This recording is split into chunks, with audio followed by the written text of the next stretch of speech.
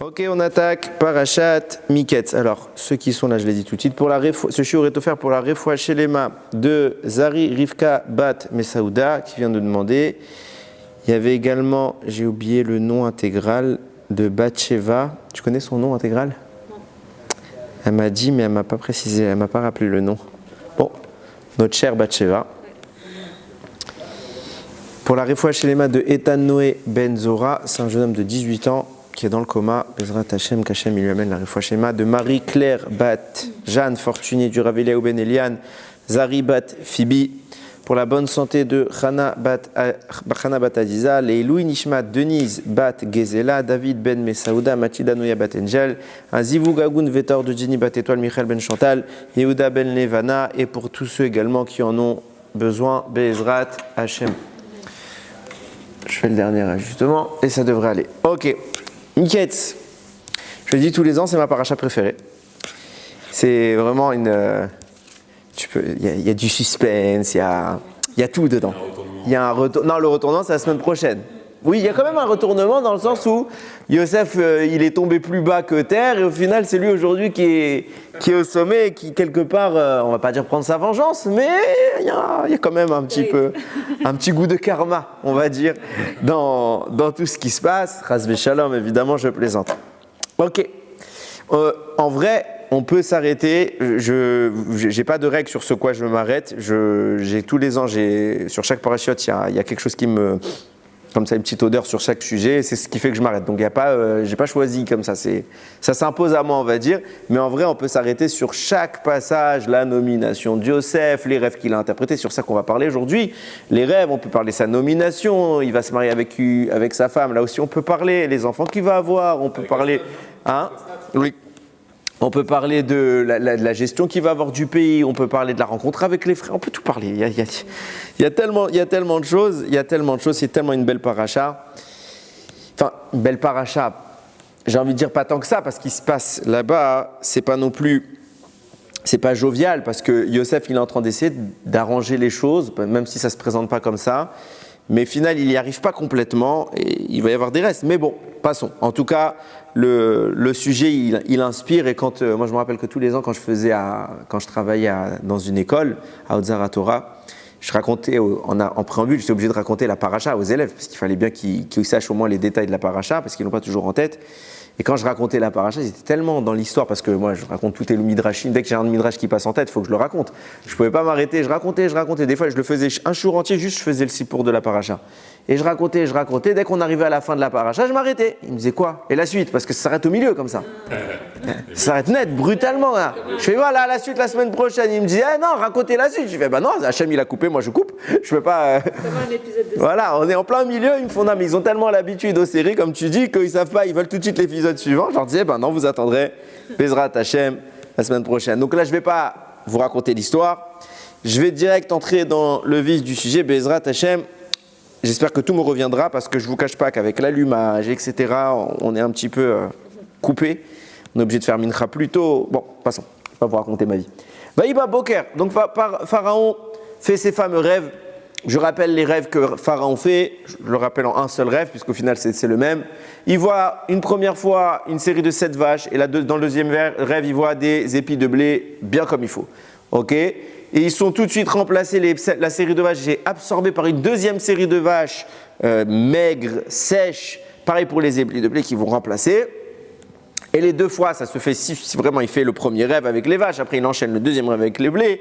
Il est réveillé, il est perturbé, il n'arrive pas à se rendormir. Tout de suite, il fait convocation, assemblée générale. Il amène tous les conseillers du royaume, les gens importants, les chachamim, les sorciers, les mages, les astrologues, tout celui qui pourrait lui servir. Et il leur raconte les rêves. Et la Torah nous dit, Vaïba Boker, donc il arrive le matin, Vatipaim Rucho, Vaishlar Vekrat Kol Chartoumé Mitzrayim, il appelle tous les sages, les magiciens, les mages plutôt, de l'Égypte, Vet Kol Chachamea, et là il appelle également les sages, Vaïsaper Lahem et Chalomo, Ven Poter Otam les Pharaons. Il leur raconte, et personne ne trouve d'explication à Pharaon. Jusqu'à qu'après, vous connaissez l'histoire, arrive le beau gosse, Yosef, je dis beau gosse parce que c'est vraiment un beau gosse, il arrive Yosef, et Tchik-Tchak, il lui dit, c'est un seul rêve, ce rêve annonce, ces deux rêves fusionnés en un, annoncent 7 années de grande abondance pour le pays, qui seront remplacées par 7 années de famine intensive, au point qu'on va oublier les 7 années d'abondance. Ok, et là, Yosef donne un conseil à Paro. Il se permet, je regarde bien, je précise bien, il se permet quelque chose d'interdit. On ne l'a pas appelé pour ça. Il faut toujours se remettre un petit peu dans l'ambiance, dans le bain de l'époque, comme ça, comment c'était. C'est un roi. T'es en tête à tête. T'es pas avec le président qu'aujourd'hui les gens ils lui jettent des œufs, ils lui mettent une tarte sur le visage. Et bon, au pire des cas, ils ont une amende, ils ont quelques temps de prison. C'est pas ça. Il a pouvoir de décision sur ta vie. On rigole pas là-dessus. C'est le roi. En plus, eux, ils le prenaient pour Dieu. Donc, quand tu es devant le roi, il y a une ambiance, il y a une révérence, il y a une peur qui s'installe. Ok, et Yosef, Routzpan comme ça, vrai juif, il arrive, il lui dit, maintenant je vais te donner conseil ce que tu vas faire pour gérer ton pays. Nomme un génie, un gars intelligent qui va se voir, et ok, on connaît l'histoire, c'est lui, Banco, t'es élu. Ok.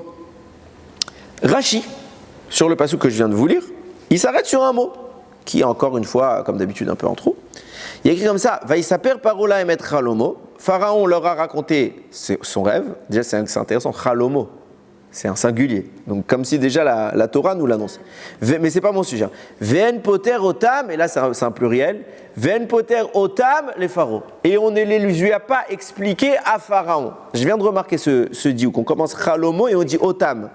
Ça, on passe du singulier au pluriel. Ça veut dire que c'est intéressant parce que ça va vraiment aller dans le kivoun. Si j'avais vu avant, des fois il faut prendre le temps. Je l'aurais rajouté parce que ça va dans le kivoun de ce que je vais dire. Il y a un seul rêve, mais eux n'arrivent pas à les expliquer. Retenez bien cette information, vous allez comprendre par la suite. Okay, et le mot qui dérange Rachi, c'est aparo. Je répète, Pharaon leur a raconté son rêve et personne n'arrivait à l'expliquer à Pharaon. C'est lourd comme phrase, vous sentez la redondance, la répétition. Clairement, Rachi dit, on aurait très bien pu dire, et personne n'arrivait à les expliquer. Parce que le sujet, c'était déjà Pharaon. Il s'appelle Paro. Pharaon raconte. Donc c'est à lui qu'on va expliquer le rêve, et ce n'est pas quelqu'un d'autre. Donc pourquoi la Torah nous répète, les pharaons, Pharaon n'arrivait pas à l'expliquer. De là, Rachi rapporte le Midrash Rabbah, qui dit, non, expliquer, ils l'ont expliqué. Mais c'est à Pharaon qu'on n'arrivait pas à l'expliquer. Ça veut dire quoi? Pharaon n'acceptait pas l'explication. Ça rentrait pas comme ça, le Midrash dit, ça n'entrait pas dans ses oreilles. Ça veut dire quoi? Et le Midrash nous dit, quelle explication ils lui ont donné? Ils lui ont dit, voilà, tu as fait un premier rêve, 7 vaches en bon état, qui vont être remplacées par 7 vaches maigres. Ça t'annonce que tu vas avoir 7 filles. Alors, je vais tout de suite faire une précision parce que je m'en suis rendu compte beaucoup plus tard dans mon explication, dans le Dvar Torah, j'ai écrit plus loin. Le rapprochement n'est pas très glorieux. N'est pas très glorieux. Comment ça se fait qu'il voit des vaches et il pense à des femmes? Ok, c'est vrai que moi, je n'ai pas pensé sur le moment parce que moi, j'étais dans mon limoud. Mais c'est vrai que diplomatiquement, ça le fait pas. Alors, j'ai lu les Mefarshim. Baruch Hashem, les Mefarshim, ils ont posé la question avant nous. Ils ont dit non, mais pourquoi ils se sont tournés vers la femme? Parce que le mot para, vache en hébreu, c'est para. C'est le même mot que Pérou, urvu, fructifiez-vous. C'est la mitzvah d'avoir des enfants. Donc pour eux, ils voyaient un remèze dans ça, dans la possibilité d'engendrer. Et comme c'était des féminins, pas ra et c'était pas un shor, alors ils ont pensé à des femmes. Ok? Tout simplement, je rappelle que les rêves, quand il y a quelque chose à en déduire, ça marche par remèze, par allusion, c'est jamais clair. Donc on va transformer une information qui va s'habiller dans des détails et donc ils sont tournés vers ça. Ok, c'est juste pour dire, on n'est pas en train de dire vache égale femme, chas ve shalom, surtout que ça va sur internet après, je vais me faire lyncher. Ok, bon revenons au Etzem et ne nous arrêtons pas sur les détails. Ils lui disent voilà, les 7 vaches que tu vois, ça t'annonce que tu vas avoir 7 enfants, 7 filles. Et que la deuxième série de vaches que tu vois maigres qui absorbent les premières annonce que ces 7 filles vont mourir. Elles vont mourir.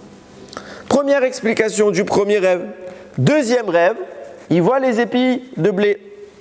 Beau, remplacés par des mauvais. Il dit ces 7 épis-là vont t'annoncer que tu vas faire la conquête de 7 royaumes. Et que 7 royaumes vont finalement ensuite, c'est pour ça qu'il y a une deuxième série d'épis de blé, 7 royaumes vont finalement se rebeller contre toi et tu vas les perdre. Ok. Alors première chose, avant d'aller plus loin, il y a plein de questions à poser. On se doute que les types qui sont en face de Paro, ce n'est pas des charlatans. Je m'explique. Pharaon est lui-même réputé comme étant un immense sorcier, un astrologue qui voit dans les planètes, il voit tout ce qu'il faut. On voit que plus tard, même si ce n'est pas le même, plus tard, quand les Bénis Israël vont sortir, Pharaon va dire à Moshe, je vois beaucoup de sang. Et il avait raison. Il dit, vous allez tous mourir. En réalité, simplement que c'était le Damamila. Et en effet, normalement, il y avait une xéra, il y avait un danger. Et par le mérite du Damamila, on a remplacé le sang par un autre sang, Baruch Hashem. Mais Pharaon sait ce dont il parle. Lui-même, quand c'est écrit, quand il faisait les tours de passe-passe, les sorciers face à Moshe, lui aussi il faisait. Donc, ce n'est pas un joueur qui débarque comme ça. S'il a appelé ces gens-là, c'est que c'est vraiment les pontes qui sont capables de l'aider. Et deuxième point, puis non seulement ils sont compétents, mais ils ne prendront pas le risque de rigoler, de raconter du blabla. Pourquoi ? Parce qu'ils ne sont pas en train de dire, tu sais, à l'autre bout de la planète, il va y avoir une catastrophe et ce n'est pas vérifiable.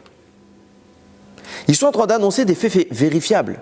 Tu vas avoir 7 filles. Si maintenant, le temps passe, il a 0 filles. Si le temps passe, il a 0 royaume conquis. Qu'est-ce qu'on va dire à ces gens ? Vous avez menti. Et puisque vous avez menti, je vais vous tuer, je suis le roi. C'est pas on rigole, on se trompe. Excusez-moi mon roi, je me suis trompé. Non. On voit que le roi il est perturbé. Vaut mieux se taire, dire j'ai rien. Désolé, je sais pas. J'ai essayé, j'ai pas réussi. Que de dire au roi, je t'ai endormi. Parce que le roi il va pas tolérer ça. Donc ça veut dire quoi ? Où est-ce que j'essaie d'en venir ? C'est que ils sont sûrs d'eux. Ils sont sûrs d'eux.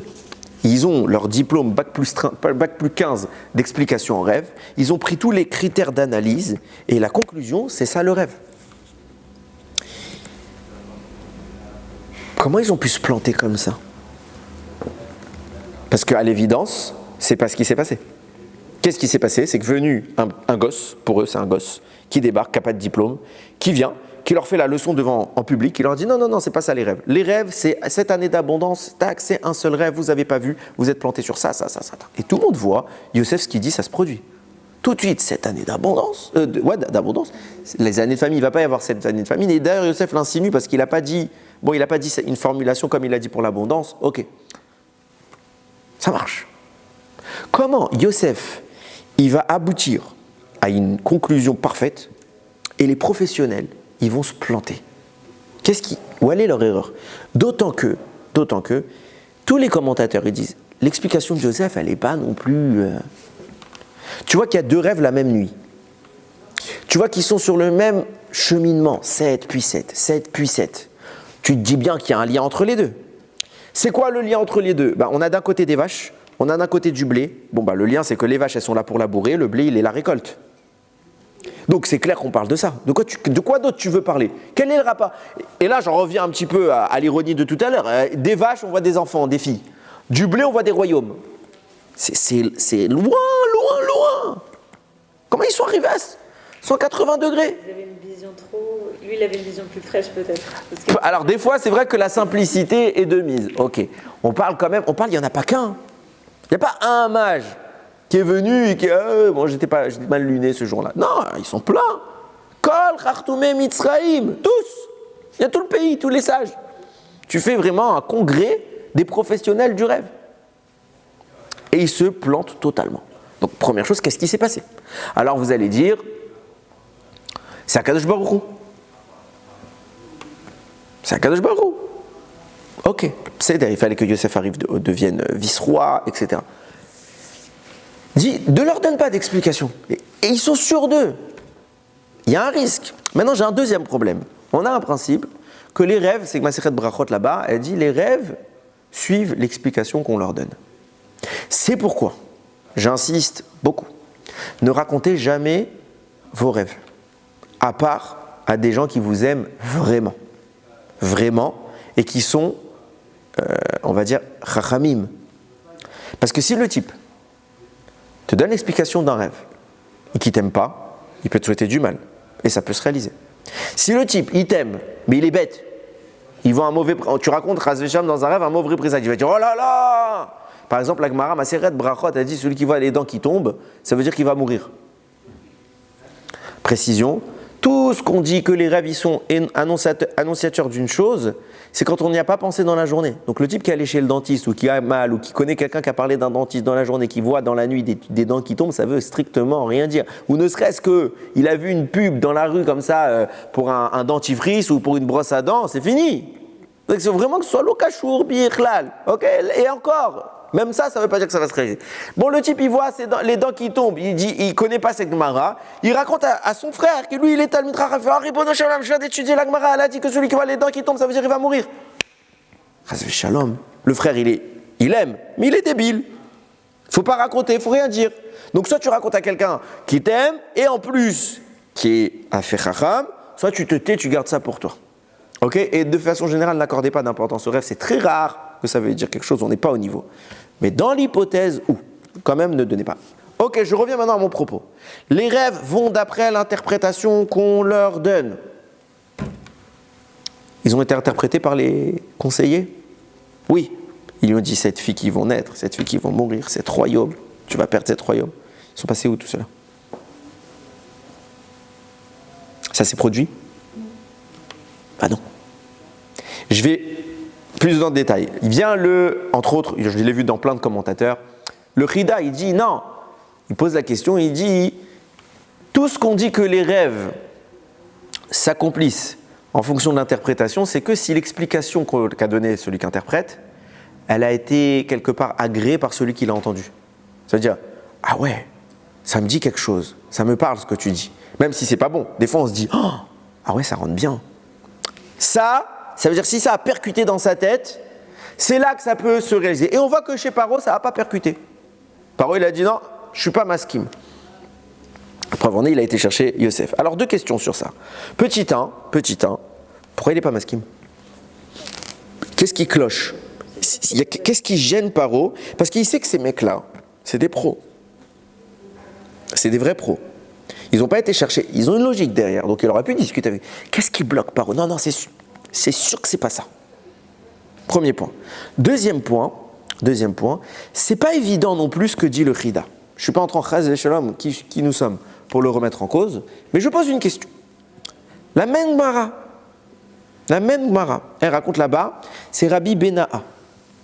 Il dit, dans sa ville, il y avait 24 interpréteurs de rêves. Un jour, il a fait un rêve. Il est allé voir les 24. Et chacun a donné une interprétation différente. Il dit ce que lui m'a dit, lui ne me l'a pas dit. Ok, donc 24 expressions. Les 24 se sont produites. Pourquoi il va avoir 24?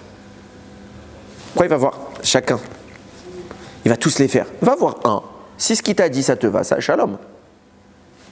Ouais. Si tu vas avoir un deuxième, ça veut dire qu'il y a quelque chose qui t'a dérangé. Ou que tu as une raison en tout cas. Mais en tout cas, même dans cette hypothèse où les 24 t'auraient plu, pourquoi tu cherches? Tu tournes. Il y a bien quelque chose qui t'a une fois dérangé. Tu dis, ah non, ça, j'y crois pas trop. Non, les 24, ils se produisent. Donc on voit que même des fois, quand c'est pas accepté, ça se produit. Pourquoi je vous dis ça? Parce que j'ai trouvé un commentateur qui va dans ce sens. Sinon, je ne me serais pas permis de poser la question sur le Chida. Donc, encore une nouvelle question. Comment ça se fait que les rêves ne se sont pas produits? Et comment ça se fait que Paro ne les accepte pas? Alors que bon, ils ont dû lui donner une explication, une logique. Première question qu'on avait posée, comment ils ont pu se planter comme ça? Dernière question. Les Chachamim, maintenant, qui nous disent, bon, il y a plein de mages qui vont faire l'explication. Ils nous disent, c'est quoi l'explication? On s'en moque. Ça sert à quoi de me la dire? Ils lui ont dit, déjà, bon, à la limite, le d'où on sait, c'est pas une bonne question. J'avais posé une mauvaise question. Mais on s'en moque. Ne dis rien. Dis juste, ils lui ont donné des explications, ça n'a pas plu. Point. Pourquoi tu me dis, ils lui ont dit ça et ça? Et d'autant qu'on voit qu'ils sont plusieurs Chachamim, plusieurs conseillers chez Paro. Donc de 2 choses, une, soit il y avait un consensus, et donc il n'y avait qu'une explication, celle des vaches pour les 7 filles, celle des blés pour les 7 royaumes, puisque Chachamim n'ont cité qu'une explication. Donc ça voudrait dire qu'il n'y a qu'une explication, donc il y avait un consensus de tous les Chachamim de Pharaon, Donc c'est encore plus terrifiant, ça renforce ma première question. Ils étaient tous d'accord. Ou deuxième option, non, il n'y avait pas de consensus, il y avait plein d'explications, mais Chachamim, ils ont choisi que de nous raconter celle-là. Pourquoi les Chachamim nous racontent que celle-là alors? Dans l'un ou dans l'autre, pourquoi Chachamim nous raconte 7 vaches, 7 enfants, 7 épis, 7 royaumes? Ça apporte rien. Ça apporte rien. Donc vous avez compris, je pense, les questions.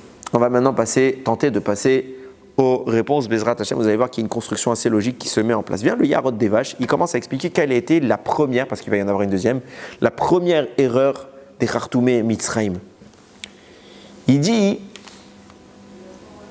il y a une Gemara, d'abord avant d'entrer dans le détail, il dit qu'il y a une sorte de contradiction dans les propos de la Gemara et notre attitude générale.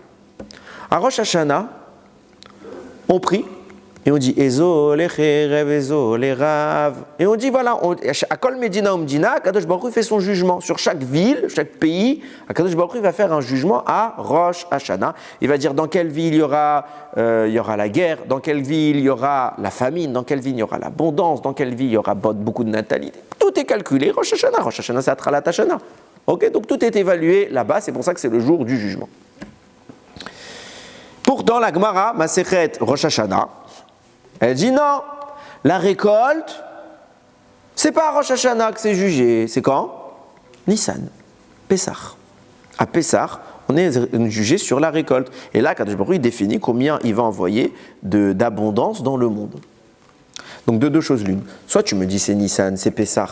Alors pourquoi à Rosh Hashanah je prie pour la récolte et je dis aujourd'hui, et c'est pas que je prie, j'annonce, aujourd'hui tu es en train de juger qui aura de grandes récoltes. Ben non, c'est faux, c'est archi faux, c'est à Pessah.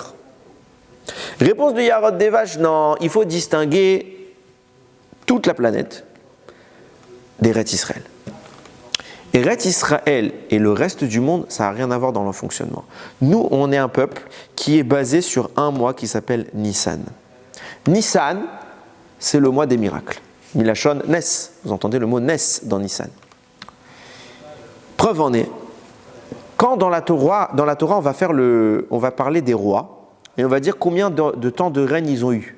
Comme ça commence la Gemara dans Masechet de Rosh Hashanah, tout début de la Gemara. Elle dit là-bas combien de temps chaque roi, comment on calcule le temps de règne des rois. Chez les Bnei Israël, on compte à partir de Nissan. C'est-à-dire que si le type il a été nommé roi 3 jours avant Nissan, encore en Hadar, et ben les 3 derniers jours qu'il a été roi jusqu'à Hadar, ça fait déjà 1 an. Année commencée, comme toute heure commencée est à payer. Ok? Pareil, une année commencée, elle est comptée. Donc ça fait 1 an en 3 jours. Et arrive en Nissan, c'est déjà le début de la 2e année. Ok? Et ainsi de suite, comme ça qu'on arrive au calcul. Les goyim, les rois goy, c'est pas Nissan, c'est Tishri. Eux, quand on arrive en Tishri, hop, une année. Quelle est la différence entre les deux? C'est que Nissan vient définir un système qu'on appelle un système de miracles, les Ma'ala Minateva, spirituel. C'est pour ça que le peuple juif est né en Nissan et que sa naissance est encadrée par des miracles, ceux de la sortie d'Égypte. Et ça, c'est unique à Israël. D'un autre côté, vous avez Tishré. Qu'est-ce qui se passe là-bas? Tout le reste du monde est jugé. Ce qui veut dire, nous dit Yarod des vaches, la récolte, quand on dit dans la Gemara que c'est à Pessah, elle parle de qui? Elle parle des Bnei Israël. Quand on dit que la récolte c'est à Rosh Hashanah, elle parle de qui? Elle parle du reste du monde. Et c'est cette erreur que les sorciers d'Égypte vont faire. À savoir qu'ils ne connaissent pas la différence entre la gestion des Bnei Israël et la gestion du monde. Pour eux, comme l'a dit la Gemara, où est-ce que le monde est jugé pour la récolte? En Nissan. Ils ne savent pas que c'est que nous qui sommes jugés en Nissan. Et qu'eux sont jugés en Tishri. Donc ils arrivent. Ils arrivent le jour du rêve de Pharaon. On est quel jour? On est le jour de la sortie de Yosef de prison. On sait c'est quand? C'est Rosh Hashanah. Ils disent Rosh Hashanah, c'est pas le jour du jugement sur la récolte. Quand est-ce c'est le jour du jugement sur la récolte dans le ciel? La nature, elle se met en place à partir de Nissan. Donc ça, le rêve, évidemment qu'on a compris que les vaches c'est pour le labour, que le blé c'est pour les récoltes et que normalement ça devrait être ce système-là et qu'on est capable de le deviner. Seulement, on ne peut pas avancer cette explication-là parce qu'on est actuellement en Tishré. On n'est pas en Nissan. C'est impossible que dans le ciel, on dévoile à Pharaon une information qui n'est pas actuellement en cours. Donc c'est autre chose. C'est pour ça qu'ils sont partis sur d'autres analyses, d'autres perspectives. Ils ont donné leur explication. Vient Yosef et il dit, non, vous êtes complètement trompés. Non seulement on peut parler de récolte, mais en plus il n'y a qu'un seul rêve et vous en avez vu deux. Et donc Yosef vient donner l'interprétation et là Paro il dit, bingo, il a raison. Comment Paro a compris que Yosef avait raison? Comment Paro il a fait tilt? Les sorciers ne connaissent pas cette relation-là qui distingue Tishré et Nissan. Yosef il vient, il la présente au monde. Il leur dit voilà, vous faites erreur, c'est possible que dès maintenant ils soient jugés parce que vous êtes une nation Chutz La'aretz. Paro il accepte. Il a dit c'est sûr. Mais alors que dans leur croyance à eux, c'est pas comme ça que ça marche. C'est l'inverse qui se passe. Pour eux, c'est pas possible. Et Paro, d'un coup, il accepte quelque chose qui va contre ses convictions, contre sa croyance. Et pourquoi c'est pas possible? Parce que pour eux, la source qui vient en Nissan, elle n'est pas spirituelle, elle est naturelle. Donc que tu viennes me dire elle est spirituelle et c'est pour ça qu'on distingue avec... Non, il n'y a qu'une source, il n'y a pas de surnaturel. Votre Dieu n'existe pas. Ils n'y croient pas. Et je vais plus loin. C'est intéressant de voir que finalement la source sur laquelle ils se basent, les sorciers égyptiens, c'est quoi? La source des Béné Israël, donc le surnaturel. Leur propre manière de fonctionner, celle de Tishré, ils ne la connaissent pas? D'où ils ont comme référence? Je reprends ma question. Puisque pour eux, ces dimensions-là n'existent pas. Alors d'où ils ont su que c'était, il y a eu un jugement en Nissan? Eux, ils s'accrochent aux astres. Les astres témoignent que quoi? Le fonctionnement naturel, c'est Tishré. Donc pourquoi ils ont Nissan? Tout ça leur est sorti. Il y a un deuxième problème, plus technique. La Gemara, elle rapporte dans Masechet Ta'anit tout l'inverse de ce que je viens de vous dire. Elle dit quoi? Elle dit sache que Israël est la terre qui boit en première. Et toutes les autres terres boivent les restes d'Eretz Israël. On parle de quoi là-bas? Après, on parle de la pluie. Bon, la pluie, c'est ce qui amène les récoltes, on est d'accord. Mais deuxième chose, on voit que, bien régulièrement, c'est arrivé dans l'histoire, que Israël, c'est pas le pays où il y a eu le plus de pluie. Bon, cette année, c'est bien parti. Mais de façon générale, c'est pas Israël le pays où il y a le plus d'humidité, on va dire. Au contraire. Donc, comment tu peux me dire on boit les premiers? On devrait on va avoir une abondance de pluie et les autres avoir les sécheresses, entre guillemets. On va avoir à prier pour la pluie. Non, c'est pas comme ça que ça se passe. De là, tu comprends tout de suite que la Gemara n'a jamais dit qu'Israël a le plus. Elle n'a pas dit Israël prend plus que tout le monde et ce qu'Israël n'a pas voulu boire, elle le laisse aux autres. Non, Israël boit en premier. Elle boit ce qu'Akadosh Baruch Hu lui autorise de boire. Ça veut dire, imaginons que vous avez un immense vase et vous devez puiser dedans une coupe de vin. Si le propriétaire du vase, il vous dit, vous prenez le premier, ça ne veut pas dire que vous prenez tout ce que vous voulez. Vous prenez ce qu'il vous autorise. Donc, il vous donne des verres. S'il vous donne un petit verre, vous buvez un petit verre. On est d'accord? Pourquoi je dis ça? Ça veut dire qu'Israël, en premier, elle obtient son abondance. Quand est-ce que c'est jugé, cette abondance qu'Israël reçoit? En Nissan. Du coup, je déduis que quand est-ce que sont jugées les autres nations? Non, en Nissan. Pourquoi? Parce qu'ils prennent le reste de ce qu'on n'a pas pris. Donc ça veut dire qu'il y avait déjà un quota. Vous me suivez? C'est pas trop compliqué? Il y a déjà un quota. Israël passe le premier. Ok, on a pris. À ce moment-là, automatiquement, quand nous, on a pris notre part, automatiquement, la part des nations, elle a été définie. Donc c'est en Nissan. De là, tu comprends quoi? Tu comprends qu'il y a deux jugements même pour les nations. Il y a forcément Nissan, puisque c'est en Nissan qu'Israël fait descendre l'abondance dans ce monde, et c'est eux les premiers à se servir, et que puisqu'eux vont prendre une part qui va rester un reste, et que ce reste va concerner les autres nations, alors c'est en même temps que c'est défini, on ne peut pas dire autre chose. Et là, maintenant, comment on va répartir les restes? Maintenant, il reste un gros vase. Ok. Combien pour la France? Combien pour l'Angleterre? Pour l'Allemagne? Pour l'Amérique? Ça, c'est en Tishré. Mais concrètement, on n'est pas les premiers à recevoir la pluie. Je répète.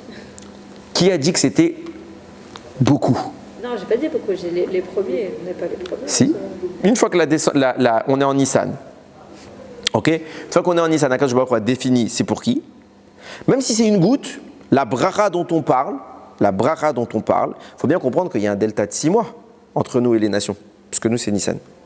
Ok, donc à chaque fois, il y a un différé entre les deux dates. Tu imagines deux années qui se chevauchent comme ça. Et donc nous, on est en Nissan ici. Là, on va attendre jusqu'à Tishré. Et eux, ça va être défini. Donc tout ce qu'elles prennent jusqu'au prochain Nissan, c'est ce qui a été prévu de l'année dernière. Nous, on a déjà commencé à prendre de la nouvelle année.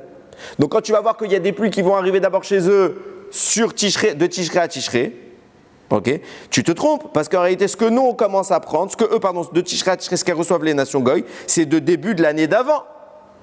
Alors que nous, on a commencé déjà la nouvelle année. Ah, on a reçu 10 jours après. Ben, c'est normal, nous, on a un an, on est sur l'année qui arrive. Ok, donc il n'y a pas de problème là-dessus. Et tu ne pourras jamais démontrer scientifiquement que c'est faux, puisque c'est invérifiable. Ok, mais bon, en attendant, ce que je veux dire, c'est quoi? C'est que, puisqu'il y a 2 jugements, il y a d'abord le jugement pour Nissan, le reste est mis de côté et vient un jugement anti-Tishré, il va séparer en fonction des nations. De là, on voit quoi?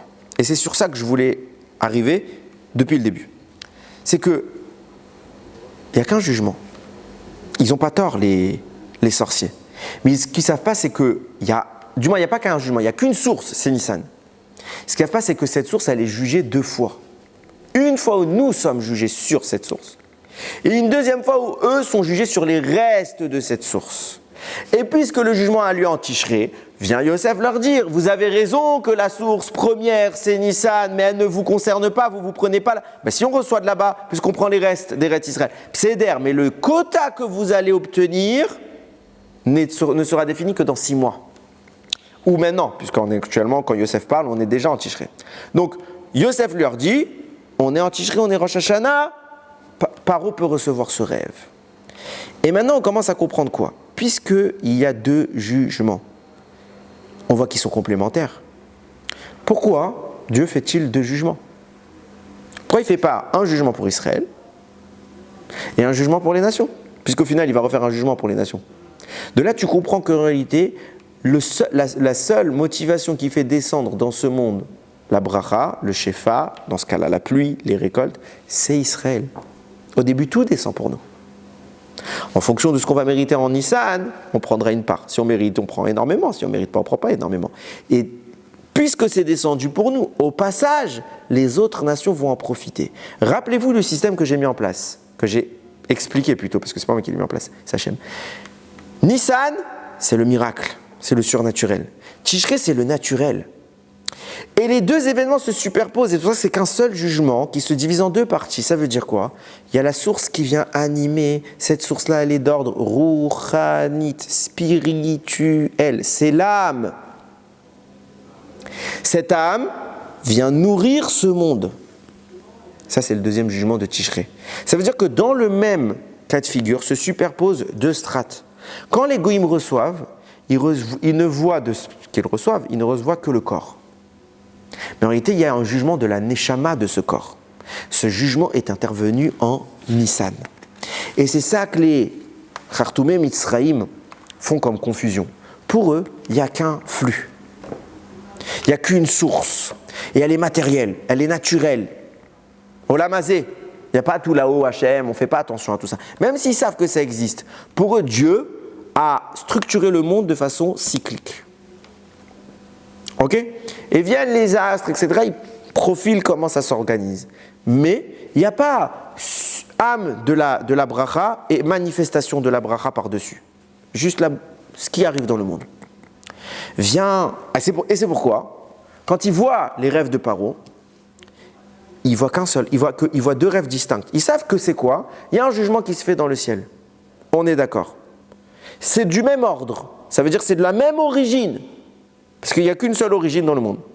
Mais maintenant, les rémazim, les allusions des rêves sont différentes. Donc, c'est 2 sujets, même si c'est qu'une seule origine. 2 sujets distincts.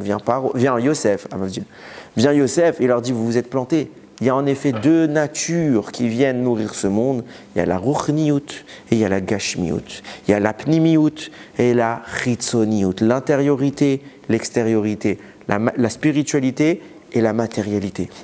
Vous êtes en train de faire la confusion, ce qui vous empêche de voir que les 2 rêves n'en sont qu'un. Parce que vous pensez que Tishri ne se passe rien. Alors que vous fonctionnez qu'avec Tishri. Regardez, on va aller plus loin. Cette première erreur qu'ils ont fait va les amener à leur deuxième erreur. Comme je viens de l'introduire, ils ont cru qu'il y avait deux rêves alors qu'il n'y avait qu'un rêve. Et pourquoi ils ont cru qu'il y avait deux rêves? Nous dit le Galé Raza, les deux rêves viennent de deux malachim différents. Le premier rêve, c'est quoi? C'est des vaches.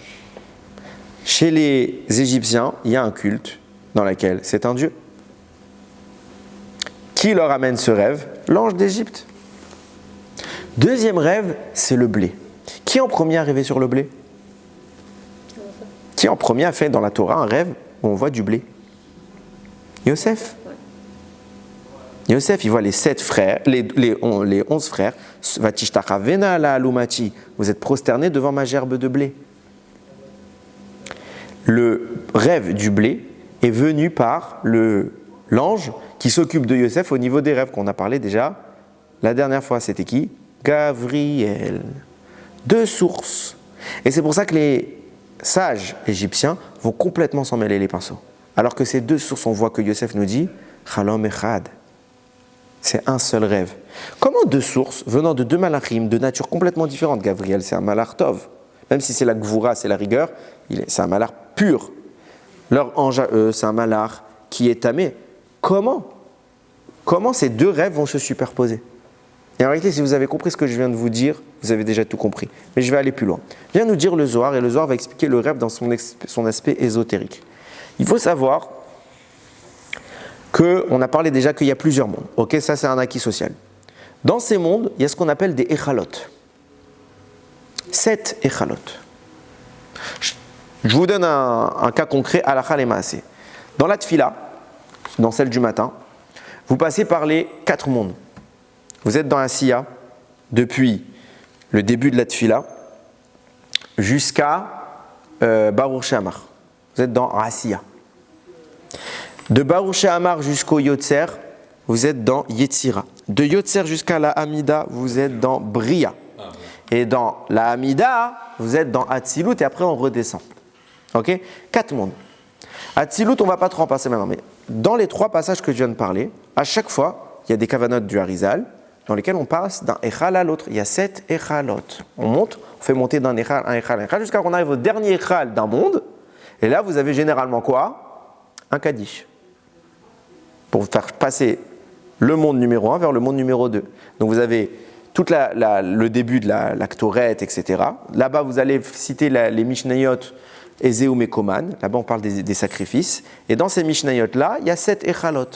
Donc on fait monter le monde numéro 1 à son sommet. Tu vois qu'on arrive à son sommet, Kaddish. Le Kaddish fait passer ce monde-là au monde du dessus. Et après, vous allez avoir tout Psuké des Imra. Psuké des Imra, il y a les Alléluia, Alléluia, Alléluia. On va faire monter 7 fois. Et on arrive au sommet, hop, Kaddish. On arrive au Yotzer. Yotzer, il y a 7 endroits où on va faire cette gradation-là. Et on arrive, hop, à la Hamida. Et là, il n'y a pas Kaddish. Il y a autre chose. Il y a Teilot qui nous permet de faire ce passage-là. Ok, c'est-à-dire. De là, je mets une parenthèse avant d'aller plus loin. Ceux qui arrivent en retard à la tfila, ceux, pire que ça, qui n'arrivent pas en retard, mais qui commencent leur tfila, c'est une catastrophe, ce que je vais dire. C'est une catastrophe, c'est nucléaire. Ils commencent leur tfila à Odou. Hashem Ishmor. Hashem Ishmor commence leur tfila à Odou. Il y en a qui font pire, ils font Shema Amida, ça j'en parle pas. Ceux qui commencent leur tfila à Odou, vous avez loupé 15 pages. 15 pages. Vous croyez que l'imprimeur, il s'ennuyait, il avait des pages en plus, il les a mis comme ça? Non, ces 15 pages sont écrites dans le Shulchan Aruch. Le Shulchan Aruch, il dit de les lire. Vous avez loupé tout le premier monde. Vous arrivez direct dans le deuxième monde. Vous croyez que vous pouvez rentrer? Même pour les femmes? Non, c'est autre chose. C'est autre chose. C'est beaucoup moins compliqué pour les femmes. Ok? Vous n'avez pas cette avoda-là de la tfila. Pas comme nous. Mais je parle mamash pour les hommes. Mais même, c'est pas sourd. Alors pour les femmes, il n'y a pas les brachot dans Psuké des Imra, etc. Bon, je ne vais pas rentrer dans les détails à la chik. Vous regarderez un Shulchan Aruch. Mais quand vous parlerez à vos parents, à vos maris, etc., précisez-leur bien. Tu commences ta tfila au début, tout début. Ah, mais c'est long, on s'en tape. Tu loupes tout le premier monde. Tu n'es pas monté. C'est comme si je vous dis, l'ascenseur, il ne démarre pas au premier étage. Et toi, tu dois arriver au deuxième, au troisième, au quatrième. Ah, tu ne pourras jamais y aller. Ah, mais c'est bon, j'y suis arrivé. Non, tu crois que tu es arrivé. Tu n'es pas arrivé. T'es pas du tout, t'y es pas du tout. T'as loupé tout. Pire que ça, il y a une halakha, et c'est une halakha, Shulchan Arour, qui tranche comme ça. Il n'y a pas de débat là-dessus. Je suis pas en train de remettre en cause le Shulchan Arour, qui dit quelqu'un qui arrive en retard, il doit sauter certains passages. Shulchan Arour, il te dit pas de faire ça. Shulchan Arour te dit si tu arrives en retard. Mais est-ce qu'à un endroit dans tout le Shulchan Arour t'a dit tu peux arriver en retard? Non. Si par cas de t'es arrivé en retard, c'est pas ta faute, ça. Kadosh Baruch a voulu comme ça, il y a eu un gros problème et t'as pas pu. Inématov. Et encore d'après le son, on fait pas comme ça, mais d'après au moins le pshat, d'accord. Mais le type qui arrive toutes les semaines, tous les jours en retard, Mérila. Le type qui arrive tous les jours en retard, catastrophe, catastrophe. Je répète, hein, j'insiste et vraiment, je signe, je persiste. C'est hyper grave. Et pire que ça, ceux qui arrivent à l'heure et qui se disent non, mais moi j'arrive pour Redou. Le monde entier, un monde entier t'a sauté. Et le monde que t'as sauté, c'est le monde dans lequel on est. Donc ça veut dire que t'es même pas dans ce monde. T'es un malade. T'es un malade. Chazvishom, début de la tefila jusqu'à Alenu les Shaber. On est clair? Répétez-le, vous, mais aussi mesdames, à tous les hommes que vous croisez. Non, demain, quelle heure la tefila? Des fois, vous entendez la tefila. Quelle heure la tefila demain? Et les gens, ils te disent, Odou, le début. Comment ça, Odou? Non, il n'y a qu'une heure, c'est le début. Pas Odou. À quelle heure Odou? Quoi, à quelle heure Odou? Non, mais tu sais, c'est long. Moi, je connais pas bien, je lis pas bien. Prends ton temps. T'as quoi à faire de ta vie à part servir à Kadosh Baruch Hu? Prends ton temps. Lève-toi plus tôt. Entraîne-toi. Mais ne saute pas. Shem Ishmor. Je reprends mon propos. Donc, je vous disais, il y a 7 échalot. Ok, dans chaque monde. Viens nous dire le Zohar. C'est pour ça qu'à chaque fois, on voit qu'il y a une constante dans les rêves de Paro, c'est le chiffre 7. 7 vaches grosses, 7 vaches maigres, 7 beaux épis, 7 mauvais épis. Pourquoi? Parce qu'en réalité, Akadosh Baruch Hu est en train de montrer à Pharaon les 7 échalotes. Et là-bas, il y a un débat de quel monde on parle. Ok? Mais on va faire la conclusion, la maskana. Là-bas, on lui a montré les 7 échalotes de notre monde. Qui ensuite viennent s'habiller dans les forces du mal, les clipotes. Et ça, c'est le monde de Paro. Quand vous voyez 7 belles vaches, c'est les 7 échalotes au-dessus. Quand vous voyez 7 mauvaises vaches, c'est les 7 échalotes des clipotes. Qu'est-ce qui se passe, nous dit la Torah?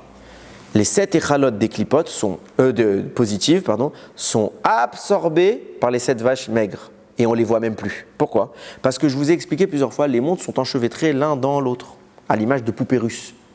Ok? Amavdil ben Kodesh Lechol. Donc en réalité, vous avez un monde, et puis autour de lui, vous avez un qui le recouvre, puis autour de lui, un qui le recouvre, puis autour de lui, autour de lui, autour de lui, autour de lui. C'est pas que vertical, c'est énormément horizontal également.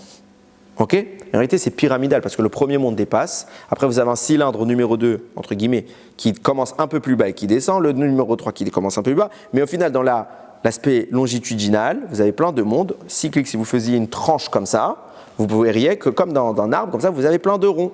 Ok? Un mavdil, c'est pour que vous compreniez.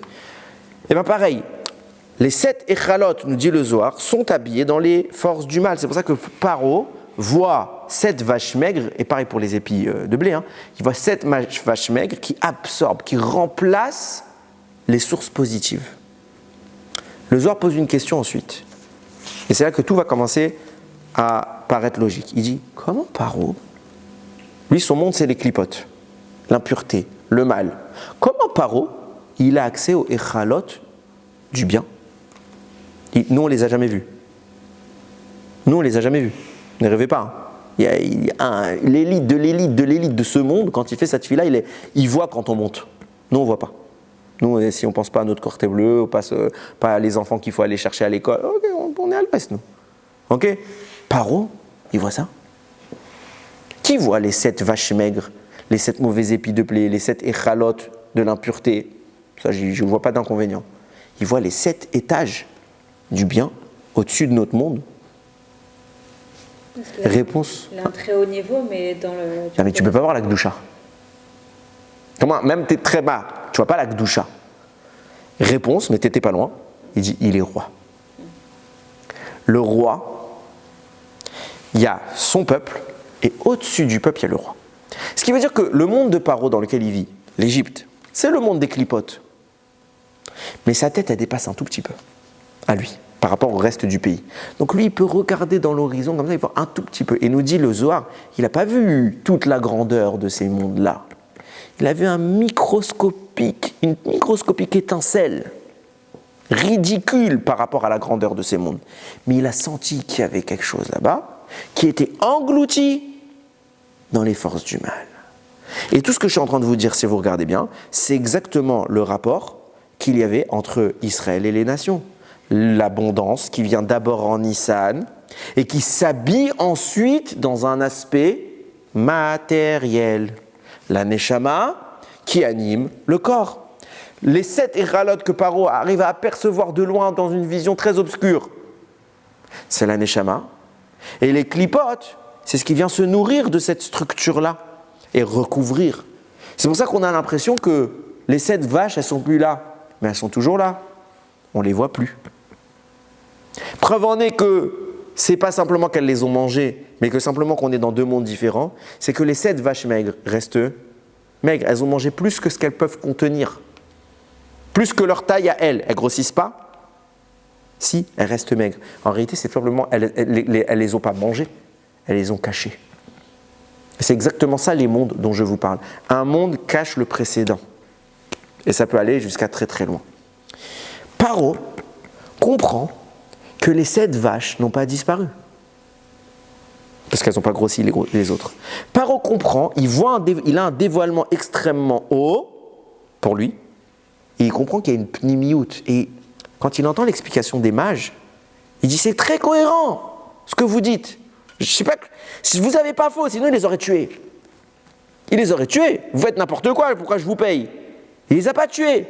Parce qu'il était d'accord avec ce qu'ils disent. C'est cohérent. Mais c'est pas mon rêve. Parce que dans mon rêve, il y a un élément que vous n'êtes pas capable de prendre en compte. Et je ne sais pas c'est quoi cet élément. C'est pour ça que je suis perturbé. Il voit de la Gdoucha. Il ne sait pas c'est quoi la Gdoucha, Paro. Il voit sa tête qui dépasse, comme ça il voit quelque chose au loin. Qui anime toute la structure qu'il connaît. Mais il ne sait pas c'est quoi. Donc ils peuvent lui donner toutes les explications du monde. Il dit mais c'est vrai ce que vous dites. Les règles d'explication des rêves sont respectées. Vous avez bon. Mais ce n'est pas mon rêve. Il y a quelque chose qui vous manque. Vient Yosef. Et lui dit, mon roi, il y a 2 gestions dans le monde. Il y a Nissan et il y a Tishré. Il y a la pnimiout, l'intériorité, l'extériorité, la neshama de ce monde, c'est la Gdoucha. Et ce que toi, tu as vu que tu n'arrives pas à comprendre, c'est les mondes d'en haut qui sont baignés de Gdoucha. Tu as eu le srout de les voir. Et c'est ça que les Égyptiens n'arrivent pas à t'expliquer, parce qu'ils ne croient pas en ça. Et là, Paro, il comprend que ce qu'il a vu, c'est les mots de Yosef. Il dit, ton rêve est bon, votre explication est bonne, mais je n'y adhère pas. Parce qu'il manque quoi dans leur explication? Il manque l'intégration de ce facteur que Yosef a donné. À savoir, l'existence, la présence de cette doucha. La présence de cette doucha. Et regardez comment l'explication que Yosef va donner va profiler la suite de l'histoire. La Torah nous raconte que, et d'ailleurs au passage, c'est pour ça qu'il y avait 2 malachim. Un qui vient représenter la dimension de Yosef, la pnimiout, Gabriel. Un qui vient représenter la chitzoniout, l'extériorité des nations, l'ange de l'Égypte. Et c'est le même rêve, parce qu'ils s'habillent l'un dans l'autre. La Gdoucha qui vient animer le reste du monde.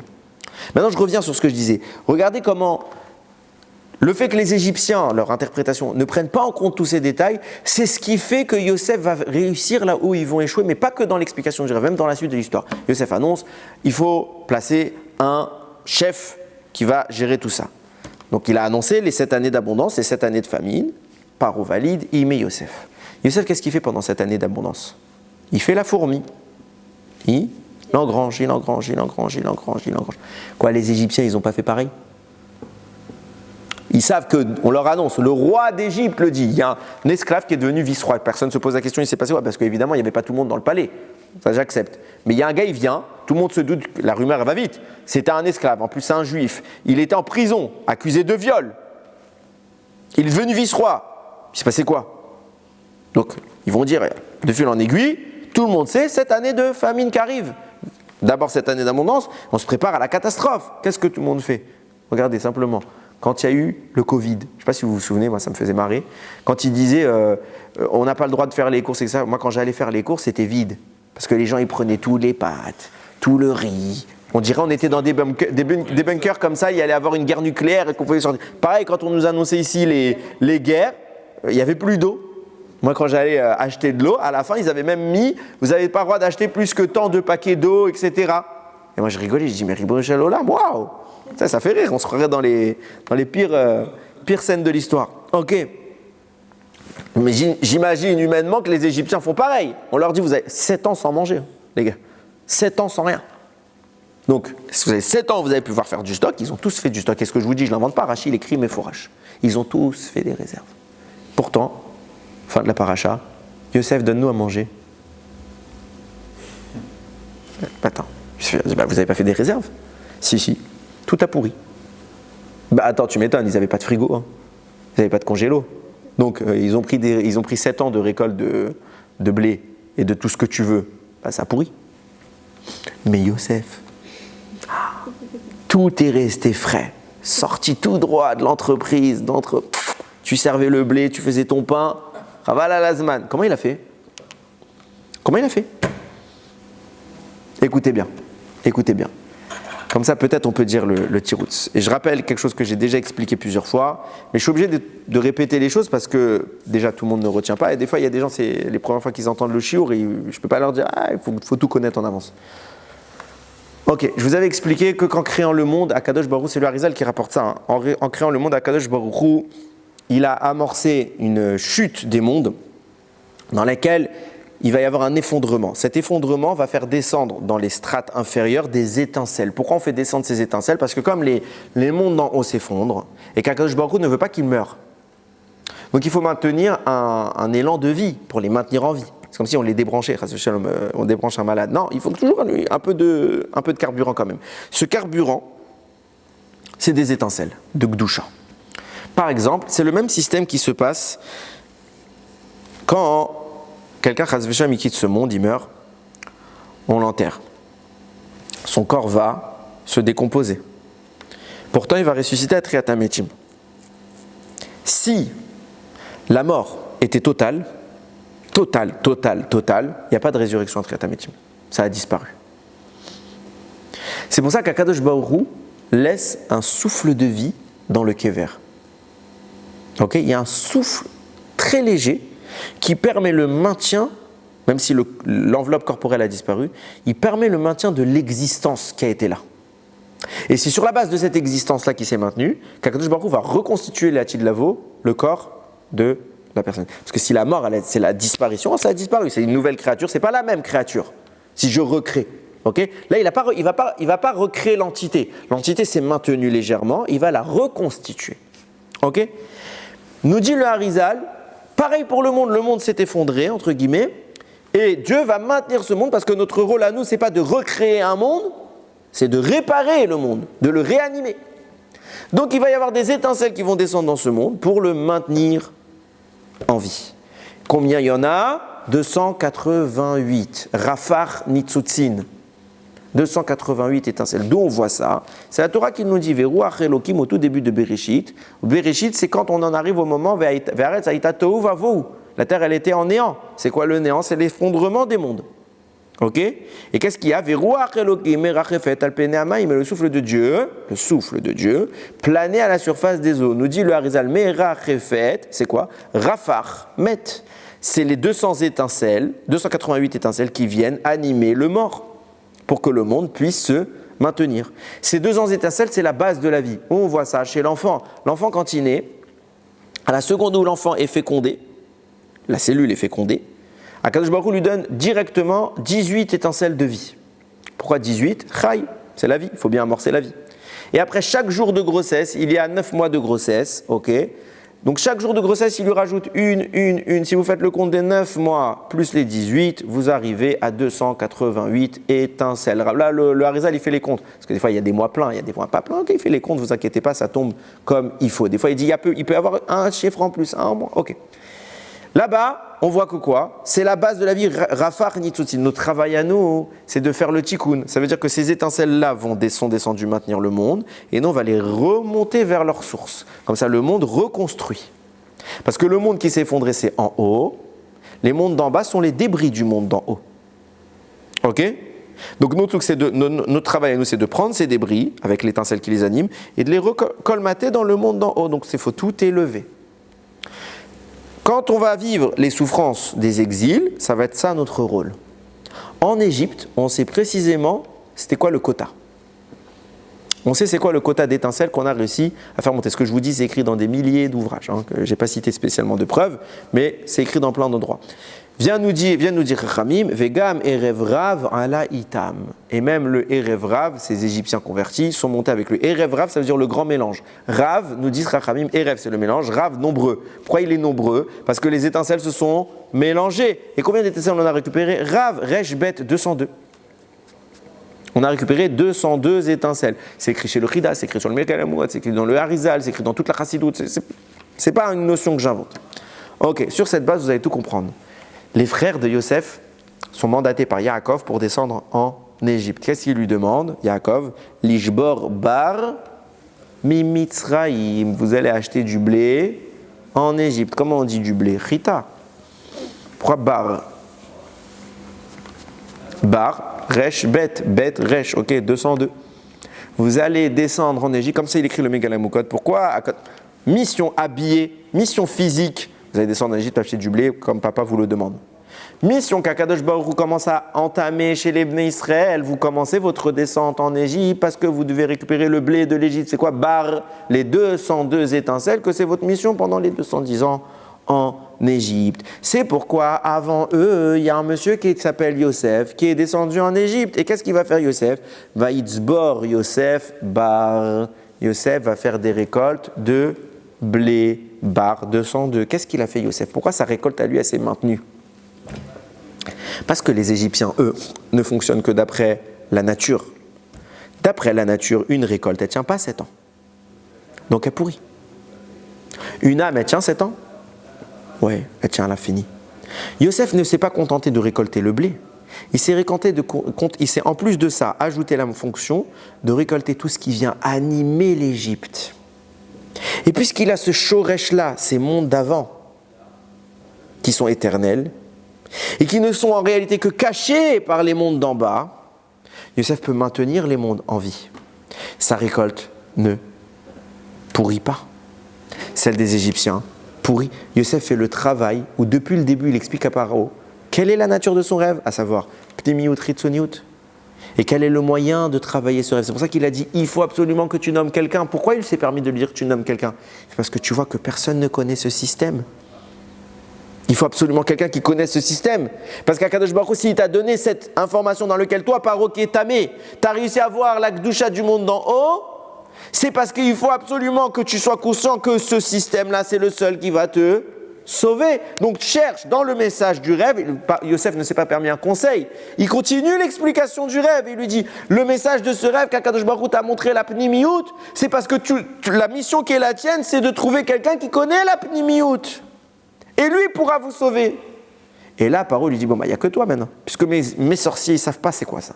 Et que tu es le seul à me l'avoir expliqué. Alors tu peux être celui qui va travailler pour moi. Et Yosef travaille sur la Pnimiyut qui anime la Chitzoniut. Et il maintient sa récolte là où tous les Égyptiens flanchent.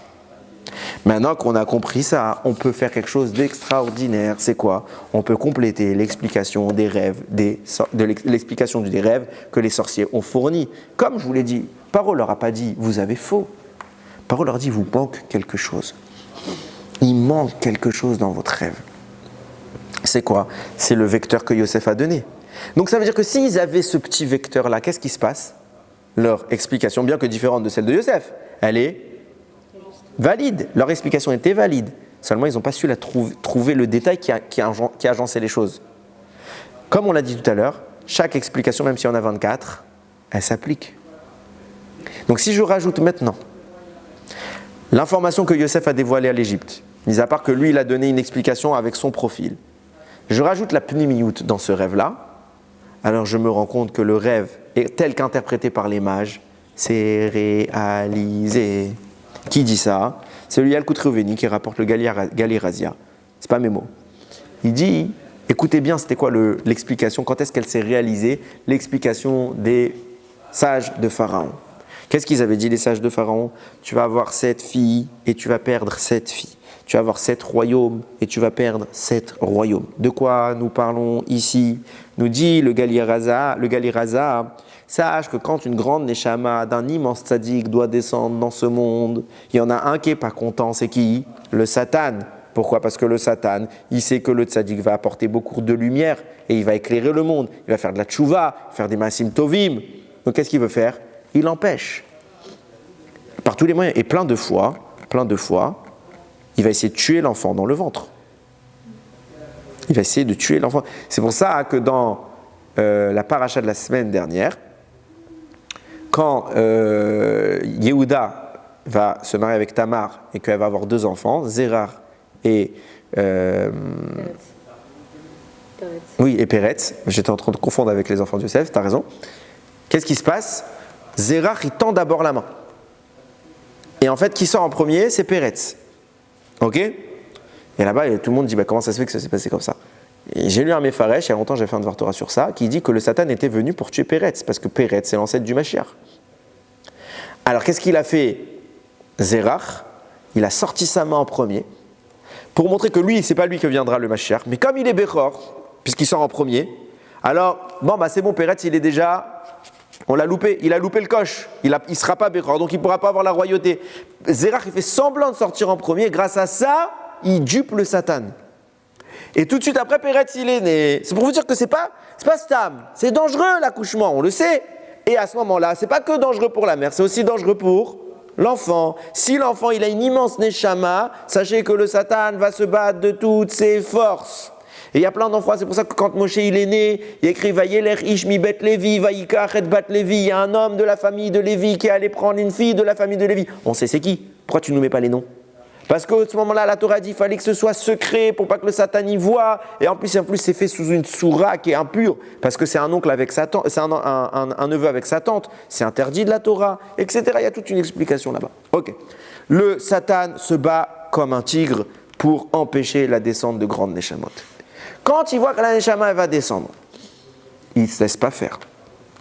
Qu'est-ce qu'il fait? Il la met en situation où elle fautera. Quel est le point faible d'un homme? Une femme. Qu'est-ce qu'il fait? Il prépare en amont une femme qui va intervenir dans sa vie, qui viendra des forces du mal, pour que le tzaddik en question soit tout de suite voué à l'échec. Et ce sera soit cette femme-là, ce sera un de ses ancêtres, il le placera dans son lignage, soit ce sera carrément sa femme. Et il se dit, le Satan, banco, dans ce monde-là, c'est moi qui gère. Akadosh Baruch Hu m'a donné les clés de ce monde. Banco, je vais le faire fauter. Soit on va monter jusqu'au Shoresh et toute la lignée sera perdue, soit j'arrive pas à monter jusqu'au Shoresh, alors en face de lui, je lui mettrai cette femme. Et lui, il va pas voir que c'est une pourriture, cette femme. Et comme ça, moi, je vais arriver à le faire fauter. Sauf que le Satan, comme je vous l'ai dit, c'est la Chitzoniut. Mais Akadosh Baruch Hu, il gère tout. Qu'est-ce qu'il fait? Nous dit le Galilée Razia, qu'est-ce qu'il fait Akadosh Baruch Hu? Il envoie à l'intérieur. Qu'est-ce qui s'est passé depuis le début du monde? On a des Neshamot qui sont perdus. Les Neshamot du Ham Israël se sont éparpillés dans les nations. C'est pour ça que des fois vous avez des goyim, d'un coup ils ont un élan comme ça, ils ont envie de se rapprocher de la Gdusha. D'où ça vient? En fond de Yain, Neshama Teora. Qui a mis cette Neshama-là? Pourquoi il laisse cette personne et cette personne? C'est Akadosh Baruch Hu, mais où il veut les Neshamot? Vient le Satan, il prend une femme de chez lui, il dit c'est bon, ce tzaddik-là, je vais le faire fauter. Qu'est-ce qu'Akadosh Baruch Hu il fait? Il fait comme par hasard la femme qui a été désignée par le Satan pour être un outil négatif. À l'intérieur, Akadosh Baruch Hu il met une neshama. Puisqu'elles sont dans les clipotes, je veux qu'elles soient chez elles. Le Satan ne peut pas décider, il n'est pas au courant de cela. Il n'a aucun moyen de savoir cela, nous dit Galilée Razia. Et qu'est-ce qui se passe? Au moment où le Satan il la présente comme candidate à l'échec du tzaddik, Kadosh Baruch Hu lui donne un petit éclair de Gdusha et la neshama se ravive comme ça et la personne fait tchouva et elle se convertit. Et au lieu de servir et de pousser la neshama du tzaddik vers le mal, elle la pousse vers le bien.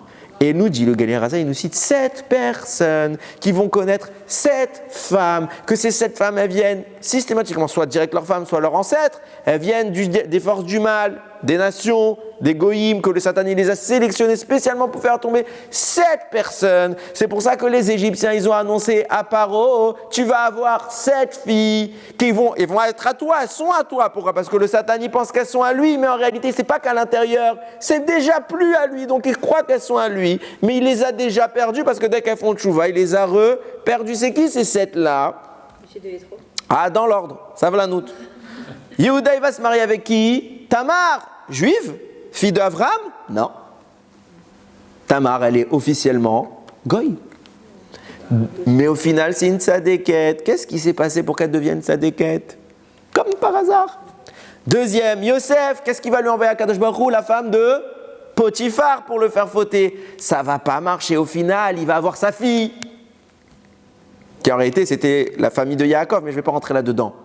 Mais dans la manière de voir les choses, la femme de Potiphar voyait dans le ciel qu'elle allait avoir un enfant de Yosef. Non, elle allait avoir un petit enfant de Yosef, mais pas un enfant de Yosef. Donc il a envoyé la femme de Potiphar et Akadosh Baruch Hu, il a échangé les choses pour que Asnat soit là. Une fille qui croyait venir de chez lui, il croyait qu'Asnat elle faisait partie de son équipe, et Akadosh Baruch Hu l'a ramenée, en réalité elle ne faisait pas partie de son équipe. On continue. Moshe, il va avoir Tzipora et Goya. Elle vient du pape de l'époque, de Yitro. Tzadékette. Pinchas.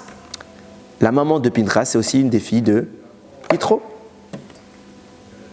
Même histoire, Tzadékette. J'ai pas son nom, c'est pas écrit son nom, peut-être que c'est dans les Midrashim, mais on sait que c'est une des filles de Yitro. Mibenot Poutiel, là-bas c'est écrit, il a été prendre une fille de Poutiel, Poutiel c'est Yitro. Continue, Yehoshua va se marier avec la prostituée la plus connue à son époque, Rachav Azona. Rachav, elle est tellement connue que Chachamim lui disait à son époque, aujourd'hui c'est plus interdit, mais à son époque, ne jamais dire 3 fois son nom pour un homme. Si vous voulez une pollution nocturne, obligatoire. Tellement que tout le monde la voyait, elle était magnifique. Tous les hommes y rêvaient d'aller avec Rachav. Tous les hommes, ils y sont passés. Il va se marier avec elle. Elle va faire tchouva. C'est la seule rescapée de la ville de Yéricho. Vous lirez dans le livre, Bezrat Hashem. C'est la seule rescapée de Yéricho. Rachav. On continue. Là-bas, il dit Dan de Yehuda, de Yaakov, l'un des enfants de Yaakov. Dan. En réalité, après, il continue. Il dit, mais on ne parle pas de Dan, on parle de qui? De son descendant, Shimshon, qui va se marier avec des goyim. Et malgré tout, il va rester tzaddik. Et je conclus. D'où vient David Améler? Ruth à Moabia. Waouh! T'es allé la chercher loin, elle. Le Satan, il dit, elle, c'est bon, elle. C'est cerise sur le gâteau. Elle a fait tchouva. Elle s'est convertie. Viens les mages d'Égypte. Ils disent à Paro, tu vas avoir cette fille et tu vas perdre cette fille. Paro dit, mais pourquoi je perdrais cette fille? C'est vrai ce que vous dites, les techniques d'analyse de rêve, elles sont vraies. Mais il y a un élément de Gdusha qui m'échappe. Pourquoi ça lui échappe? Parce que le Satan, il ne sait pas lui-même. Donc c'est quoi cet élément de Gdusha? C'est la Neshama qui est cachée à l'intérieur. Et là, Paro, il ne pouvait pas accepter ce rêve. C'est pas qu'il a dit qu'il est faux, il a dit il est vrai. Mais ça s'est réalisé plus tard. Ce qui est intéressant, c'est que le Galilée Razia, explique la première partie, les vaches, et donc les 7 filles et les tentatives d'attraper les tzadikim, mais il n'explique pas les blés. Je vous ai parlé de 7 royaumes. Alors je me permets modestement de faire une remarque qui est très simple. Finalement très simple. C'est que quand tu regardes bien le curriculum vitae des 7 personnes qu'on vient de citer, elles sont toutes liées à Mashiach. Donc la royauté. Bah oui, Yehuda, c'est de lui que vient la royauté. Yosef, c'est aussi une royauté. Mashiach ben Yosef. Moshe, sachez-le, qu'à la fin des temps, il y a 3 Mashiach. J'avais fait tout un shiur sur Parashat. Écoute, c'était un gros chidusha, c'était sur Vezot Aberacha. Il y a Mashiach ben Yosef, Mashiach ben David, il lui succède. Et à la fin vient Moshe, à la fin, il réunit les 2 notions en une seule. C'est pour ça que le Zohar dit que c'est qui Mashiach? C'est Moshe, Mashiayahu, Shehiye, c'est écrit comme ça dans Kohelet. Ce qu'il y avait, c'est ce qu'il y aura. Vous prenez les initiales de Ma, Shehayahu, même Shinhe. Moshe, ou Shehiye, c'est lui qui revient à la fin des temps en tant que Mashiach. C'est comme ça qu'il rapporte aussi le Or HaChaim à la fin, dans Parashat Vayechi, chapitre 49 là-bas. Tout le monde le rapporte, c'est très connu. Donc Moshe, 3e dimension du Mashiach, donc la royauté. Quatrième candidat, Pinchas. Pinchas, c'est Eliaou qui vient annoncer Mashiach. Eliaou, Pinchas. Yoshua, c'est qui? C'était le, entre guillemets, le statut social de roi de l'époque. Qui vient de qui? De Yosef. Qui va nous permettre de quoi? La conquête d'Eretz Israël. S'il n'y a pas lui, il n'y a pas la royauté de David. Et on continue. Shimshon. Ah là, vous allez me dire, c'est bon, il n'y a pas Shimshon, il n'y a rien. Il n'y a pas de royauté chez Shimshon. Eh bien, plantez-vous bien. On voit qu'il y a la royauté. Quand Yaakov Avinu Parashat Vayechi, il va bénir ses enfants. Là-bas, Rashi, il dit, il a vu prophétiquement les descendants de Dan. Et il a vu qu'un des descendants de Dan s'appellerait Shimshon. Et il a vu Shimshon, il a dit, c'est lui le Melech HaMashiach. Pourquoi il a cru que c'était Shimshon Mashiach? Ils disent, Rachamim, parce que Mashiach, il a un papa, il a une maman. Le papa, il vient de la tribu de Yehuda et la maman, elle vient de Shevet Dan. Sauf que Shimshon, son papa venait de Dan et sa maman de Yehuda. Il s'était interverti. Donc il avait les korotes du Mashiach. Et quand Yaakov il a vu, il a tellement que c'était les mêmes korotes qu'il a cru que c'était lui Mashiach. Mais quoi qu'il en soit, de cette tribu-là vient qui? La maman du Mashiach. Et enfin, je termine, David. Bon, David, j'ai pas besoin d'expliquer, c'est lui, Mashiach. Ok, c'est le premier roi d'Israël de la tribu de Yehuda. Les 7 personnes que le Satan va utiliser des femmes contre eux, et donc il va prendre ses propres filles à lui et qu'il va les perdre. Ces 7 personnes-là sont génératrices de 7 sources qui amènent à la royauté d'Israël. Et qu'en effet, si le Satan avait réussi son travail, alors ces 7 sources-là auraient servi qui? Le Satan, ça aurait été des royaumes conquis. Mais au final, ces royaumes, ils vont se rebeller. Pourquoi ils se rebellent? Parce qu'ils vont résister à ces tentations et ils vont rester théorim.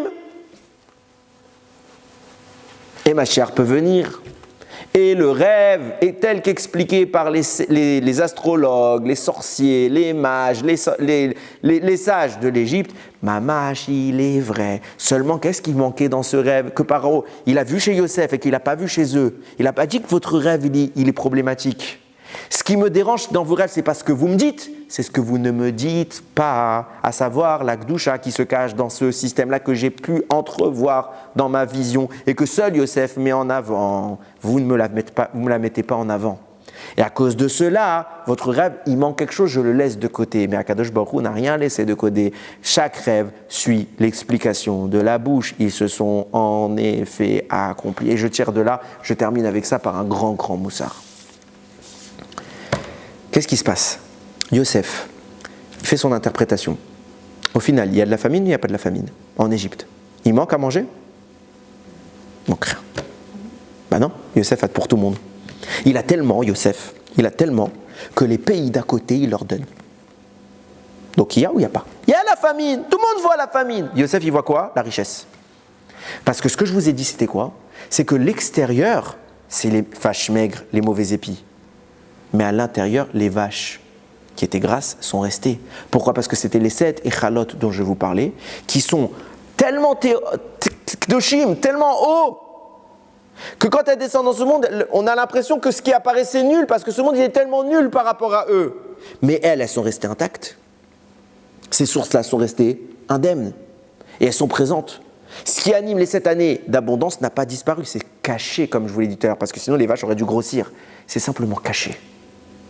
Si tu es capable de le voir, même dans la famine, tu vois l'abondance. C'est pour ça que Rami nous dit Ve'afil ou be'astara. Chez Betor ha'astara, bevadai gamsham, nimtsa Hashem itbarach. C'est une chanson très connue. Même, mais c'est pas en réalité une chanson, c'est des psukim de la Torah. Même dans la cachette de la cachette, même dans la cachette de la cachette, même là-bas, se trouve Hachem. Si tu veux pas le voir, tu veux voir l'obscurité. C'est quoi l'obscurité finalement d'après la Torah? L'obscurité, c'est pas l'absence de lumière. Dans un aspect spirituel, je parle. C'est pas l'absence de lumière. C'est quelque chose qui vient la cacher. Mais la lumière, elle est là. Même quand arrivent dans le Ham Israël des catastrophes, et que nous, on voit l'enfer sur terre. Bevadai Kamsham, même là-bas, il y a Kadosh Baruch Hu. Même là-bas, il faut avoir les yeux pour voir. Il faut avoir les yeux pour voir. Mais si tu cherches Hachem, il est partout. Même dans les pires heures de l'histoire, même dans les endroits les plus sombres, il y a Kadosh Baruch Hu. Il suffit de le chercher. Nous, des fois, on a des épreuves et on s'énerve. Moi, le premier. On s'énerve. Mais pourquoi on s'énerve? Parce qu'on ne sait pas que c'est Hachem qui fait ça. Et on croit que c'est autre chose. Donc cette autre chose, il n'est pas légitime. Donc il m'énerve. Quelqu'un de pas légitime qui me met une baffe, je lui rends. Quelqu'un de légitime, c'est pas pareil. Je rends pas un coup à mes parents. C'est pas pareil. À Kadosh Baruch Hu, on croit qu'il nous fait du mal, parce qu'en réalité, on prend ça pour un coup. Non, c'est un docteur qui est en train de nous soigner, à Mavdil. C'est pas pareil. Ça change tout. Et c'est vraiment le message de Hanouka. C'est quoi Hanouka? Et je termine avec ça. C'est quoi Hanouka? C'est qu'on était dans le rocher total, dans l'hellénisme, la culture grecque, leur croyance à eux. Et nous, on est venu dire, non, dans tout ça, dans tout cet empire que personne n'arrive à vaincre. J'écoutais Rav David Yosef tout à l'heure, il disait dans la voiture, j'étais en train d'écouter. C'est comme si aujourd'hui, il faut comprendre ce qui s'est passé à Hanouka. C'est comme si je vous disais, vous allez dans un petit Beth Midrash. Petit Beth Midrash. Oui, qui sont une poignée d'Avrichim. Et les mecs, ils arrivent. Et ils disent, nous déclarons la guerre à l'Amérique. Mais ils ont des bombes nucléaires, tu sais. Ils ont tous les chasseurs du monde, ils ont les missiles, ils ont les satellites, ils ont les sous-marins, ils ont tout. Ouais. Et qu'est-ce que t'as, toi? Nous, on a notre kippa et notre limoud. Et on va y aller, on va prendre une épée. Et face à des avions dans le ciel, on va lancer comme ça, ils vont perdre. Des timbrés. Des timbrés. Non, c'est pas des timbrés. Ça peut être des timbrés si ça se passait aujourd'hui comme ça, des fous. Mais à l'époque, c'était pas des timbrés, c'est Hashmonaïm. C'est ça qu'ils ont fait. C'est quoi l'empire grec à l'époque? Ils sont venus, eux, ils ont gagné. Avec quoi? Ils n'avaient pas d'armée, ils n'avaient pas de stratégie, ils n'avaient que dalle. Ils ont quoi? Ils ont gagné. Haut la main. Pourquoi? Bevadaï, Kamsham. Même là-bas, il y a Hachem. Et alors quoi? Et alors, il y a une armée géante autour de nous. Je suis encerclé, j'ai pas d'armes. Mais même dans cette armée, qu'est-ce qui les anime? Akadosh Baruch Hu. Il y a la famine. Akadosh Baruch Hu, il est partout. Le problème, c'est que nous, on va donner plus d'importance, comme les Égyptiens, on a donné plus d'importance à l'extérieur qu'à l'intérieur. Et donc forcément, c'est terrifiant. Mais si on arrivait à voir l'extérieur, à l'intérieur, c'est le prophète Élisha. Un jour, il y a l'armée qui est venue le chercher. Il y a son serviteur Géhazi, comme ça, il vient. Il dit, oh là là, comment on va faire, Rav? Dehors, il y a toute une armée. On est fichus. Il rigole. Il dit, non, c'est eux, ils sont pas bien, ils sont en grand danger. Il fait, vous avez quoi pour vous battre? Il dit, ferme tes yeux. Il ferme ses yeux, il tend sa main comme ça, et là, il regarde, et il voit tous les malachim autour d'eux. Tous les malachim. Il regarde, il repose. Après, Ishaïl aurait fait, qui est en danger? Nous ou eux? Ils étaient visibles? Non. Il lui a permis de les voir. Mais lui, il les voyait. Parce qu'il ne regarde pas à l'extérieur. Nous, on a un problème, c'est qu'on n'est pas capable. On n'est pas capable de regarder l'intérieur. Je vous ai raconté, je recite à nouveau Rav David Yosef, je vous raconte l'histoire de Rabbi Hanina ben Dosa qui avait allumé avec le vinaigre. Il y a plein d'histoires comme ça dans la Gemara. Il racontait une autre histoire. Ils étaient très pauvres, Rabbi Hanina ben Dosa, extrêmement pauvres. Au point que la femme de Rabbi Hanina, elle n'avait même pas de quoi faire du pain le Shabbat. Et elle avait honte parce que tous les fours le vendredi, ça chauffait dans toutes les maisons. Il y avait de la fumée au-dessus des maisons. Et chez elle, rien. Alors qu'est-ce qu'elle faisait? Elle mettait juste des braises pour ne pas avoir l'humiliation, pour qu'au moins il y ait un peu de fumée, les gens ils croient que chez elle c'est normal. Il y avait une voisine, une grosse peste. Elle fait, moi je les connais les voisins, je sais que c'est des miskénim, ils n'ont pas un centime, ils ne peuvent pas faire des chalotes. Vous voyez la fumée là? C'est une menteuse. Elle fait stam, mais il n'y a rien, son four il est vide, je vais vous montrer. Elle arrive vendredi, elle toque à la porte. Ça va ma chérie, comment tu vas et tout? Ça sent bon chez toi. Ah, je peux voir ton four, il doit être ton pain, il doit être, wow. Bien sûr. Il y a quoi dans le four? Il n'y a rien. Qu'est-ce qu'a fait la femme de Rabbi Hanina? Tout de suite. Elle va chercher le manche comme ça pour récupérer dans les fours, pour récupérer le pain. Elle va lui chercher. J'arrive, elle va tout de suite chercher. Mais pourquoi tu vas chercher? Il n'y a rien. Il n'y a rien à récupérer. Donc, quitte à te faire humilier, fais pas semblant d'être jusqu'au bout. Ils ouvrent le four et ils voient quoi? Des chalot, chavala, lazman. Chavala, lazman. Explique-moi, pourquoi elle est partie chercher le manche pour récupérer? Elle savait qu'elle allait avoir un S. Elle savait qu'il y avait un S. Il n'y avait pas de débat pour elle. Pourquoi? Bevada et Gamsham. Même là-bas, il y a Hachem. Même là-bas, partout. Elle savait qu'Akadosh Baruch Hu ne voudrait pas lui faire honte. Elle savait qu'elle allait avoir un miracle. Ah, comment elle savait? Elle savait, parce qu'elle ne regarde pas l'extérieur. La bougie qui brûle, on avait parlé. C'est du vinaigre, ça brûle. Il savait. Il savait. Notre problème à nous, c'est qu'on ne sait pas. On est loin. Si ça avait été notre cas. Et il raconte comme ça, David. Il dit, imagine, il y a Baba Salé, il vient comme ça, il te dit, je vais te faire une bracha. Ton four vide, tu vas aller le voir, maintenant il y a du pain. Baba Salé, il faisait des miracles, donc on y croit. Sérieux? Ça, là, il y a du pain. Ok, qu'est-ce que tu fais? À vous, tu cours. Tu dis, il faut que j'aille voir.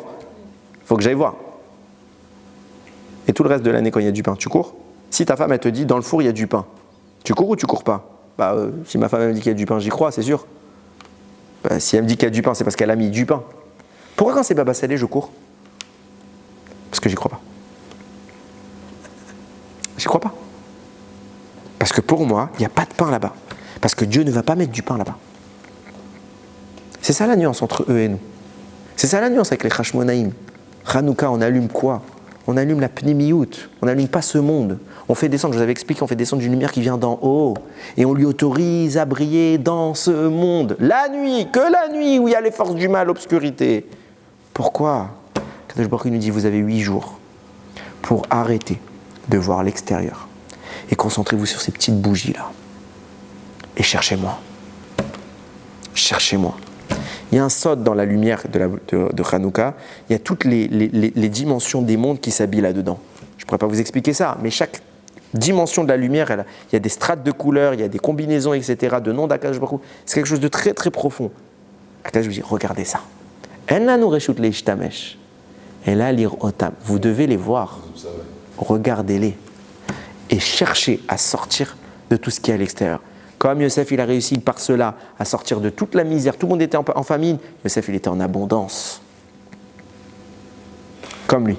Comme le Satan, il a tenté de faire le mal, mais Akadosh Baruch Hu, il gérait derrière. Pareil. Bevadaï gam sham. Même la nuit. C'est ça qu'on doit se dire quand on a une onérote. Il fait nuit. C'est les forces du mal. Il y a toutes les nations du monde qui nous détestent. Il y a tout ce qui se passe. Tout ce qu'on nous veut dans le monde. Tous les malheurs qui peuvent nous... Même les malheurs individuels. On regarde ces bougies, on dit. Yesh la nourreshut, l'otam. Car pourquoi? On a l'autorisation de les voir parce que même là-bas, il y a Akadosh Baruch Hu. Même dans ce monde, même dans ces forces du mal, il y a Akadosh Baruch Hu. Il ratsonne qu'on ait les yeux pour voir combien Akadosh Baruch Hu il est présent dans nos vies, combien tout ce qu'il fait, même les douleurs qui nous arrivent, chas v'shalom, eh bien on sait que c'est la main d'Akadosh Baruch Hu et que derrière tout cela se cache quelque chose de très profond, très kadosh, très bon pour nous. Ça s'appelle Akadosh Baruch Hu. Il ratsonne que cette lumière-là se déverse dans le monde. Qu'elle grandisse, qu'elle grandisse, qu'elle grandisse, qu'elle repousse toutes les forces du mal, qu'on n'ait plus de mauvaises nouvelles comme on vient d'en entendre. Que Bimera Biamenu, cette lumière, elle se concentre à Yerushalayim pour éclairer toute la planète. Baruch Adonai Leolam. Amen ve Amen.